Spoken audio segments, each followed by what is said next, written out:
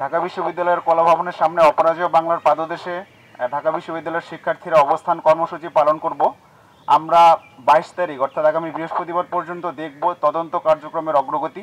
আমরা যদি তদন্ত কার্যক্রমে সন্তুষ্ট হতে না পারি, যদি মূল খুনিদের আগামী বৃহস্পতিবার পর্যন্ত ধরা না হয়, তাহলে আমরা পুরো ঢাকা বিশ্ববিদ্যালয়কে সাথে নিয়ে স্বরাষ্ট্র মন্ত্রণালয় অভিমুখে লং মার্চ করব।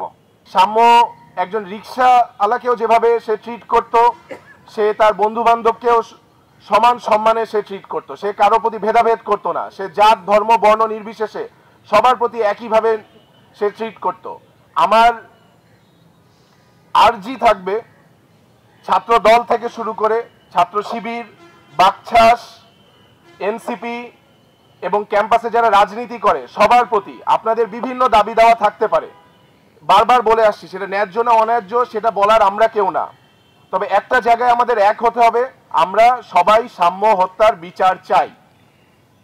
আমাদের সাম্য হত্যার বিচার হয়ে গেলে আপনারা আপনাদের দাবি দাওয়া নিয়ে আপনারা যাকে সরাতে চান আপনারা সরান, বিচার হোক।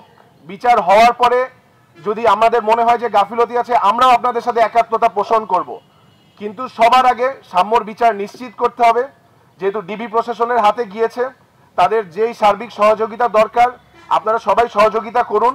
প্রশাসনকে প্রেসার ক্রিয়েট করার জন্য যা যা করা দরকার সেটা সামান্য একটা ফোন কলে হবে না, তাদের উপস্থিতির মাধ্যমে তারা যেন এনশিওর করে সাম্যর বিচার যথাযথভাবে আগিয়ে যায় এবং তাদের যে খুনি এবং মূল হোতা সে যেন গ্রেফতার হয় দ্রুত সময়ের মধ্যে। শৃঙ্খলা রক্ষাকারী বাহিনী সহ এই সরকারকে আমরা আহ্বান জানাচ্ছি, সাম্য হত্যার বিচার আপনারা করেন, আসামিকে ধরে আমাদেরকে নিশ্চিত করেন যে আমাদের ধারণাকে মিথ্যা প্রমাণিত করেন। কিন্তু আমরা এখন পর্যন্ত দেখতে পাচ্ছি যে এখানে গড়িমসি গাফিলতি সহ এবং হচ্ছে যে হয়তোবা খুনিকে বাঁচানোর জন্য চেষ্টাও করা হতে পারে, সেটা আমরা এখনো নিশ্চিতভাবে জানি না।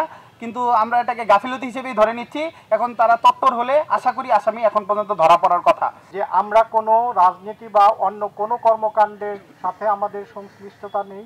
বলতে গেলে আমরা সাম্য হত্যার যারা প্রকৃত খুনি, আমরা বারবার বলছি, এবং এই 3 জন বা 4 জনের মধ্যেই কি হত্যাকারী সীমাবদ্ধ নাকি খুনিরা আরও পেছনেও আছেন, সেটা অনতি বিলম্বে এখানকার প্রশাসন যেমন আছেন তেমনি রাষ্ট্রীয় প্রশাসনে যারা বিভিন্ন স্তরে আছেন এবং এই হত্যাকাণ্ডের সাথে যারা খুনিদের বের করে তাদের আইনের আওতায় এনে শাস্তি দানের জন্য দায়বদ্ধ, তাদেরকে সেই দায় নিতে হবে এবং অত্যন্ত দ্রুততার সাথে আমাদেরকে আশ্বস্ত করতে হবে, সারা জাতিকে আশ্বস্ত করতে হবে যে শাহরিয়ার আলম সাম্যের হত্যাকাণ্ডের বিচার সুষ্ঠু হয়েছে এবং সেই বিচারে তার পরিবার ন্যায় বিচার পেয়েছে, আইয়ার ন্যায় বিচার পেয়েছে, তার বন্ধু বান্ধব, তার সহপাঠী, তার ছোট ভাই বোন সবাই ন্যায় বিচার পেয়েছে।